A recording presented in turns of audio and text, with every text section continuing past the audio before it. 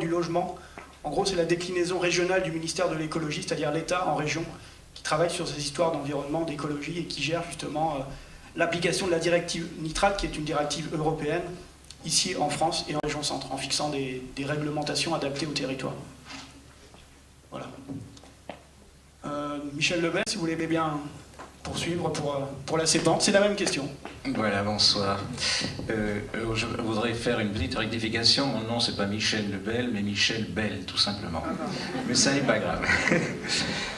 Ça ressemble un petit peu au rapport de l'écologie et de l'agriculture. Bon, je vais vous parler un petit peu de la CEPANT et pourquoi on a été amené à s'intéresser à l'agriculture. Ce n'est pas notre vocation première. Notre vocation première, c'est l'étude et la protection de la nature, voire son aménagement. Or, nous avons constaté ces dernières années beaucoup de changements, non seulement des changements climatiques, mais également des changements au niveau de la pollution de l'eau, de la pollution de l'air, énormément de gaspillage, énormément de déplacements, de moyens de transport pour la nourriture, pour toutes sortes de choses. Et puis alors, les énormes gaspillages de la PAC, et puis les erreurs monumentales de la PAC. Nous en reparlerons peut-être. Donc je ne vais pas être très long. Ce qui nous intéresse, nous, à la CEPANT, c'est essentiellement le domaine des principes. Non pas que nous soyons des intellectuels, ce n'est pas du tout le but. Mais nous devons nous demander à un certain moment quelle est la qualité de ce que nous mangeons.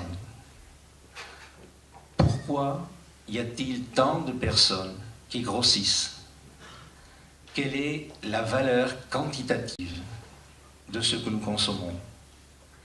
Et puis également, nous demander comment protéger la population de tous les impacts de l'agriculture sur l'eau notamment. Je retiendrai simplement l'influence des nitrates, l'influence du phosphore, et puis en même temps l'eutrophisation. Voilà, en gros, un certain nombre de principes très simples. Et tout part de la consommation et de la protection de l'environnement. Alors, quelles sont les orientations qu'on peut avoir à partir de là? Eh bien, il y a deux modes de production agricole que nous privilégions. Ça va de soi. Le premier mode, c'est l'agriculture biologique. Et le deuxième mode, c'est l'agriculture écologique. Alors vous allez me dire quelle est la différence entre les deux et pourquoi est-ce qu'on ne pourrait pas les associer. L'agriculture biologique, on va d'ailleurs la différencier un petit peu parce que c'est un terme qui a reçu un label et beaucoup d'agriculteurs que je connais, notamment des viticulteurs, font de l'agriculture biologique mais n'ont pas de label et ne veulent pas en avoir. Je me suis posé la question, je me suis demandé pourquoi. C'est pas en Touraine, c'est dans le Bordelais. Vous voyez que c'est quand même quelque chose d'assez proche. Et la réponse qui m'a été donnée est la suivante. Le label renchérit le produit, non pas au point de vue qualité, mais au point de vue prix. Donc on n'a pas du tout envie de renchérir le produit. Ça m'a surpris. C'est comme ça. Deuxièmement, comment peut-on faire vraiment de l'agriculture biologique à partir du moment où tout autour de nous, il y a de la contamination? C'est pas possible. Donc, il faut essayer de faire au maximum du biologique, malgré, et alors là il a bien insisté sur le mot malgré, ce qui existe autour de nous dans l'environnement. Donc ce n'est pas du biologique absolument pur, mais c'est une tendance biologique forte, et il me paraît très difficile d'aller au-delà aujourd'hui. Sauf peut-être pour certaines personnes qui pourraient payer vraiment cher une alimentation très particulière. Alors, qu'est-ce que c'est que l'agriculture raisonnée, excusez-moi, grosse erreur, l'agriculture écologique? On n'est pas du tout pour l'agriculture raisonnée. L'agriculture biologique, écologique, privilégie l'environnement. Donc c'est la différence qu'il y a entre la biologie et l'écologie. Je crois qu'il faut bien faire cette nuance pour bien comprendre. Les effets de l'agriculture sur l'environnement sont colossaux. Et il est bien évident ici que nous touchons à un point important au niveau des principes, c'est la distribution des aides de la PAC. Vous savez qu'actuellement, et ma voisine en a beaucoup parlé, la PAC est en refonte au point de vue de l'attribution des aides. Les aides à l'hectare ont été une catastrophe et sont toujours une catastrophe. tout au moins de notre point de vue. Et ce qui nous paraît intéressant, effectivement, c'est de pouvoir associer, je dis bien associer, les aides qui seraient apportées aux agriculteurs qui voudraient faire un effort à la fois sur le plan biologique et sur le plan écologique. Alors, vous allez voir pourquoi la CEPANT s'intéresse à ça. Nous avons fait des inventaires de biodiversité dans certaines fermes. Et ces inventaires de biodiversité sont très importants parce qu'ils montrent combien les agriculteurs ont un rôle énorme à jouer dans la protection de l'environnement. Ça fait partie de ce que nous appelons la qualité de la vie. Ce n'est pas la qualité de l'alimentation, mais c'est la qualité de l'environnement, et ça rentre dans le problème de la santé. Voilà, deux grands principes et une action autant que possible sur les décideurs de la PAC, qui sont davantage habitués au niveau du premier palier, même du second, à agir en termes de compétitivité ou en termes de quantitativité, je ne sais pas comment il faut le dire d'ailleurs. Bon, et je crois que là, il y a quelque chose de très dangereux au niveau européen et qu'il faudra modifier. Ce que je voudrais dénoncer, ce qu'on dénonce au niveau de la CEPANT, ce sont les modalités de la grande distribution. De plus en plus, la grande distribution s'est mise à présenter des produits écologiques, c'est très bien. Tout comme il y a du café qui respecte les conditions de travail, bon, théoriquement. C'est une bonne chose. Mais que faut-il trouver dans la distribution qui s'adresse aux citadins essentiellement? Faut-il trouver une distribution standardisée de faible qualité alimentaire à un surenrichissement calorique, en sucre, tout ce que vous voudrez, qui est abominable? Ou bien faut-il manger moins, avoir une bonne qualité et qui vient autant que possible de ce que nous appelons, nous, à la CEPANT, au niveau des légumes, les ceintures maraîchères. Les ceintures maraîchères, aussi bio que possible, sont des éléments fondamentaux qui rentrent dans la protection de l'environnement à deux niveaux. Premièrement, la pollution de l'air est évitée par l'absence de déplacement par énormes camions. Ça, c'est capital. Si les citadins trouvent près de chez eux, par le moyen d'hamacs, autre chose, trouvent près de chez eux un système alimentaire qui évite les déplacements, c'est autant de gagner pour la qualité de vie. Bon, ça c'est une première chose.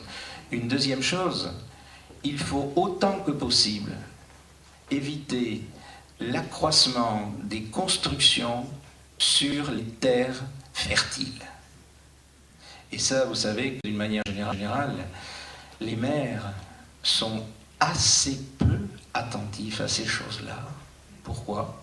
Parce qu'ils veulent faire des habitations, bien entendu.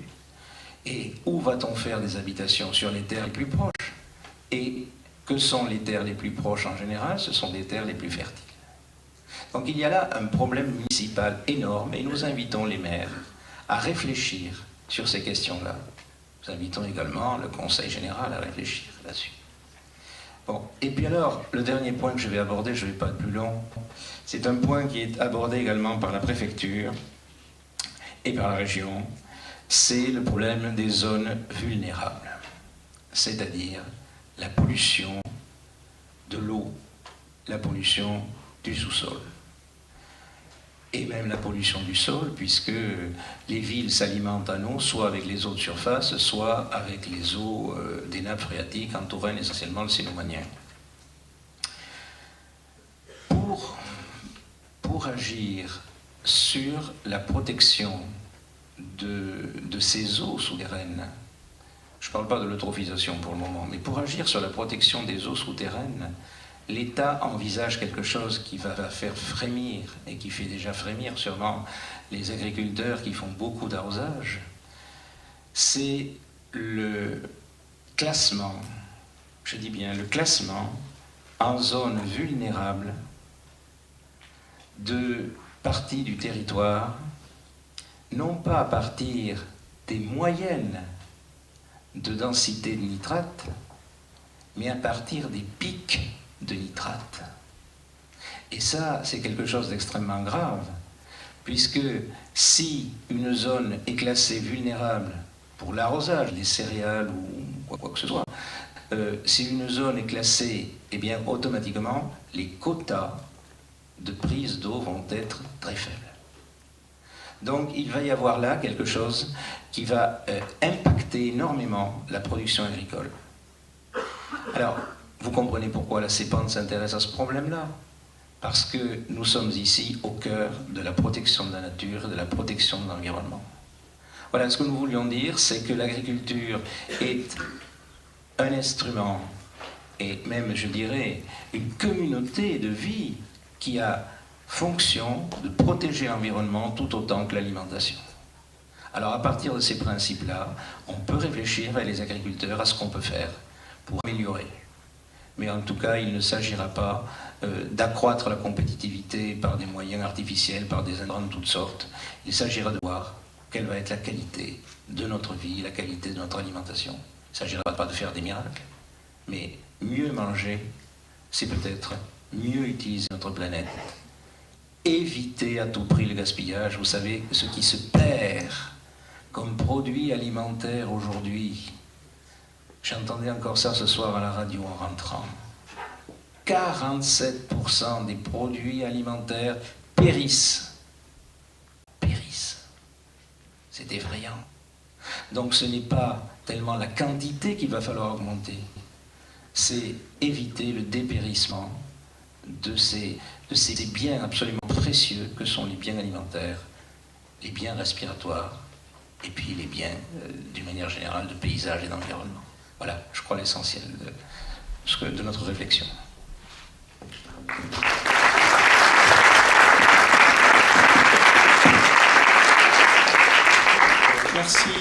Merci Michel Bell, excusez-moi pour tout à l'heure. Je continue peut-être mon petit décryptage avant de donner la parole à Michel Lepape concernant les zones vulnérables, parce que ça fait 2 interventions qui abordent ce point-là, et peut-être que tout le monde n'est pas au courant. Donc on parle bien de zones vulnérables au nitrate, c'est-à-dire c'est un zonage qui découle de l'application d'une directive européenne, on appelle la directive nitrate, et qui essaie de tenir compte des risques de pollution des eaux superficielles et des eaux souterraines par les nitrates d'origine agricole. Donc à partir d'un suivi qui est réalisé par donc, les services de l'État, on parlait de la DREAL tout à l'heure, il y a des zones qui sont définies avec une réglementation particulière en termes de date d'épandage, de quantité d'épandage d'azote, que ce soit d'azote minéral ou d'azote organique d'ailleurs. Et là, la DREAL est en ce moment en train de réformer, de réviser ce zonage en région centre et a fait des propositions d'un zonage beaucoup plus étendu par rapport à la précédente version. Voilà, en termes de précision. Michel Lepape, même question. Oui, bon, écoutez, d'abord, je vous remercie de m'avoir invité, de nous avoir invités, la coordination rurale. Donc, nous sommes un syndicat, pour ceux qui ne sont pas agriculteurs, le 2e syndicat national, enfin normalement, et nous avons des positions un petit peu, on va dire, particulières, depuis déjà bien longtemps. Notamment par rapport aux OGM, puisque c'est devenu quand même un problème récurrent. Nous avons toujours été opposés aux OGM, à l'utilisation. Et moi-même, je suis producteur biologique, je tiens à ma certification. Je fais très attention. Et donc je suis engagé depuis 10 ans dans l'agriculture biologique, mais je ne suis pas non plus un représentant de tous les agriculteurs biologiques. Évidemment. C'est des agriculteurs en général. Donc vous voyez que le lien, on le fait assez facilement au sein du syndicat, entre agriculteurs conventionnels et agriculteurs biologiques. Depuis longtemps, on a dénoncé en France cette politique d'exportation, qui est en fait un leurre. C'est-à-dire, on nous dit toujours, on nous a accusés, fut un moment, d'avoir des tas de blé dont on ne savait que faire. On nous a accusés à peu près de tous les maux. Sauf qu'on a toujours oublié qu'on est déficitaire en protéines.